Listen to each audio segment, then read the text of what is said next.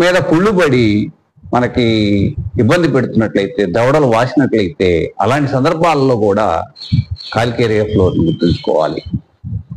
ఈ దవడ వాపు అనేది దానికి కారణం నోటి చిగుర్ల మీద కుళ్ళు అనేది అంశంగా గుర్తుపెట్టుకుని కాలికేరియా ఫ్లోర్ని వాడుకున్నట్లయితే మనం ఉపశమనాన్ని పొందుతాం.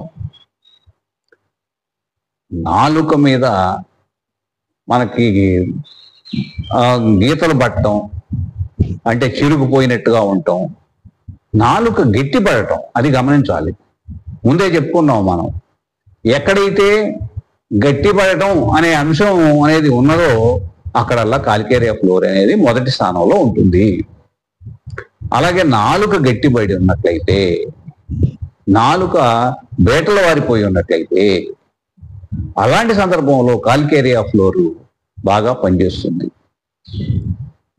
క్యాన్సర్ వస్తుందేమో అని అనుమానం ఉన్నప్పుడు కూడా దీర్ఘకాలం కాలికేరియా ఫ్లోర్ని వాడుకున్నట్లయితే ఆ క్యాన్సర్ రాకుండా ఉంటుంది. ఈ విధంగా మనకి తలలో లక్షణాలని, చెవుల లక్షణాలని, ముక్కు లక్షణాలని, నోటి లక్షణాలని ఆధారంగా చేసుకుని మనం కాలికేరియా ఫ్లోర్ని ఎంచుకోవచ్చు. ఈ కాలికేరియా ఫ్లోర్ మధ్యాహ్నం తలనొప్పి, తలతిప్పు వచ్చి సాయంత్రానికి తగ్గేటటువంటి సందర్భాల్లో ఇది బాగా పనిచేస్తుంది. కాలికేరియా ఫ్లోరు వారికోస్ వెయిన్స్ తగ్గించడంలోను, అలాగే గుటకలు వేయటం ఇబ్బందిగా ఉన్నప్పుడు అలాంటి సందర్భాల్లోనూ, గురక పెడుతున్న వాళ్ళ విషయంలోనూ కాలికేరియా ఫ్లోర్ బాగా పనిచేస్తుంది.